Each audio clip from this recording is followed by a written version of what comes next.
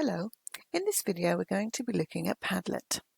We'll be looking at what is Padlet, looking at why you should use Padlet, and what activities you can use Padlet for.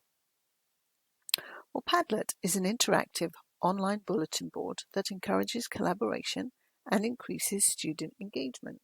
Some of the reasons why you might consider using Padlet is that it provides a common space for students and teachers to work together to share ideas and resources. It allows you to create visually appealing boards where you can add a range of media types, including documents, links, videos, images, audio files, and text. The bulletin board can be set to private or public, and each board has their own separate settings. Also, Padlet can be integrated into your Canvas course.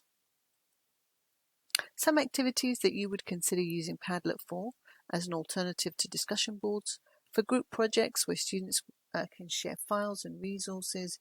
You can use the grading function in Padlet so that you can utilize it for peer reviews. You can use it for brainstorming and mind mapping, reflections, a place to share student work.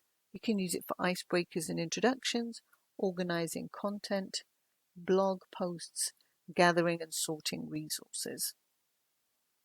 To get to Padlet, you would go to padlet.com. You can start your own free account, and if you have a free account, you have up to 3 bulletin boards that you can create. This is what it looks like when you get to the dashboard, and I have already some Padlets created. If you want to make a new Padlet, you would just go to the Make a Padlet button at the top of the left-hand side of the page, and when you click that, it gives you all the different layouts that are available to you. And we'll be looking at each of these. So to create a Padlet, it's very easy. We're going to create a wall. So when you start your Padlet, it already opens up this panel on the right hand side of the screen. It says, "Welcome to a new beautiful Padlet." It gives you a title, tells you how it's made. You have the options of adding icons. You can change the URL. This would be how you would share your Padlet with others. You can change the appearance of the wallpaper, the color scheme, the font, and then this is where you have some control over whether you want students' names to appear on their posts. This won't happen if they don't have their own Padlet accounts, and students don't need their own Padlet accounts to be able to work on a Padlet. But if they don't have their accounts, their names will not show up. So if you want them to associate their names with it, with any post that they make, you would have to ask them to add their names to the posts. You can select here whether you want posts to appear first or last. You can allow comments and reactions. So if you select these, then students have the choice of reacting to each other's posts. You can like, vote, star, or grade. And so if you pick grade, this would be a function that you could use for peer reviews, and you would set the grade that you wanted the posts to be out of. You also have the ability to hold back on posts being visible to everybody because they will require approval, or you can filter profanity. So here we can change the title. We can say description here. You can just give students instruction. You can add an icon. So let's see. Maybe we'll put a computer icon. Then once you've looked at this, change the scheme if you don't like it. You have lots of options here. You can change it to gradients. Once you hit next, then you're able to start adding posts. And so just to add a post, double click anywhere on the wall. So if I double click, that opens up a post.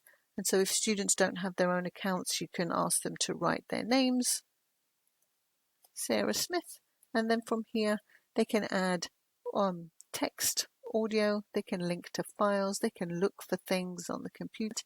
We can search the web. So let's say I wanted to search for information on the brain. I can add information for everybody to see. And then the next post, you would double click and you would get something else. And this could be John Jones. And he can add anything from this list here, from this menu. You can even draw an image here. So let's pretend that I have some drawing skills. and add a monster from Monsters Inc. You can save that. With the wall, your items will be displayed in a brick-like format, and you can consider using the wall layout when you want students to discuss topics, share files, create a photo album, or generate a pinboard. This visual layout allows students to see everything, but the content is not in any particular order. And here's one that I found on the internet that an instructor has used for homework assignments. And so here they have all of these resources that they can look at, and the students have to pick one and then complete the assignment associated with it. The next layout that we're going to look at is the stream. This streamlines content in an easy to read fashion from top to bottom, and you can use this if you wanted students to create blogs or share resources. You can organize lessons and assignments, create video playlists or reports. You can consider using this layout to share students' work with each other or with people outside of the classroom. So if you wanted to, you could make this Padlet public. So to do that, you would go to the share icon on the top of the right hand screen, and then this is where you get your sharing options, your privacy and permissions. So these are all the different ways that you can share a Padlet. This is where you would go if you wanted to change the privacy. So you can set it to private so that they're hidden from the public. You can have it password protected. You can have it available only to members. If you keep it secret, then no one else can see it but you. But if you set it to public, then everyone can see your Padlet. And then permissions that you can grant to your visitors. You can decide whether you just want them to read the Padlet, write on it, or edit it. And as the creator of the Padlet, it is your choice. The next layout I'd like to show you is the shelf. The shelf layout stacks content in a series of columns. And so if you take a look at this Padlet, you can see that I have 3 columns. You can add a different column, and you can use this layout when asking students to collate their ideas on specific topics. And you can also use this layout alongside breakout rooms, asking each room to summarize their discussions. So here's a Padlet that I created with breakout room numbers, and then at the bottom here you can ask one of the people from the breakout sessions to summarize their discussions, to share their notes, and it's very simple to add anything. You would just click on the plus button, add a title, and then you have the same options at the bottom here to add files, audio files, video files, and videos that you link to would also be able to play inside the Padlet itself. For example, this is a YouTube video that I just added to the Padlet, and it will play right inside the Padlet, so students don't have to leave Padlet to watch it.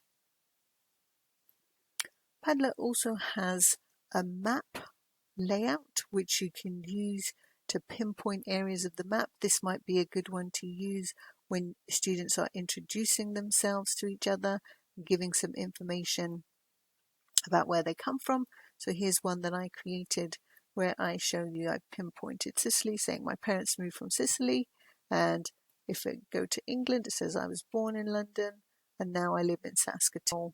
And so this is a good way to get students to know each other, to add some collaboration into your class and some interactions.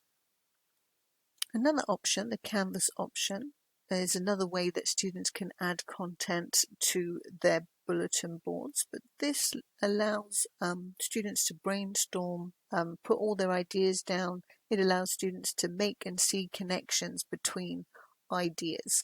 And so here's one that the content is not organized in any particular way. So I use this one and I said, okay, this is for a brainstorming session.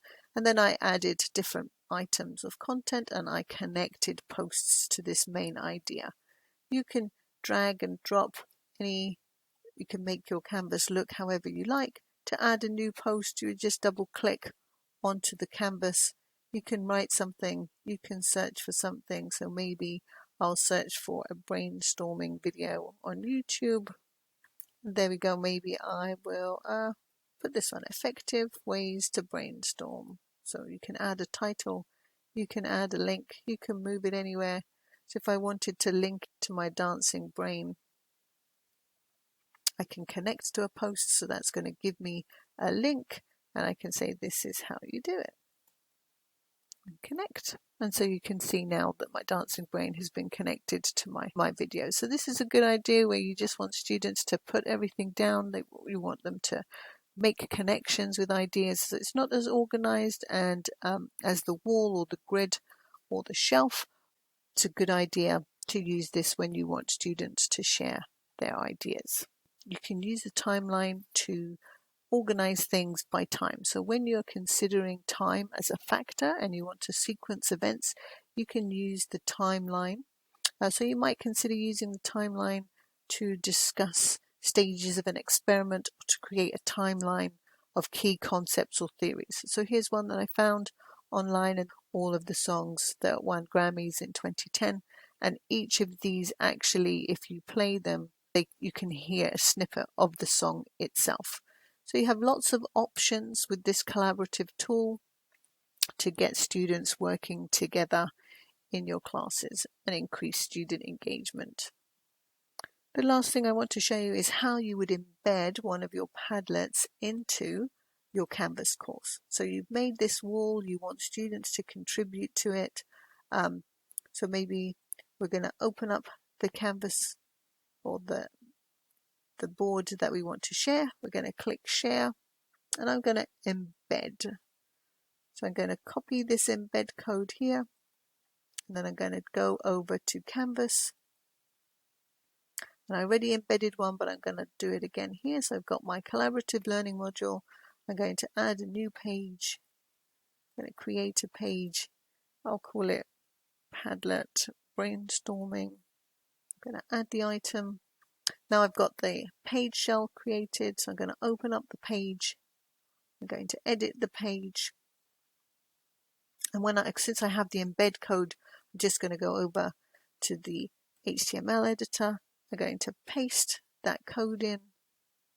I'm going to flit over to the page, and here you can see that my Padlet has already been inserted. So once I save that, students would come to this page and they'd be able to add anything directly onto the Padlet page just by double clicking within here. And so students can see everything as and when it's built. They can work on it from any of the devices that they have. So Padlet is very versatile and has many potential uses in your classroom. So we've looked at what Padlet is, why you would use it, and some of the activities that you can use Padlet for. So if you're looking for something a little bit different, something visually appealing, consider using Padlet for some of the activities in your courses.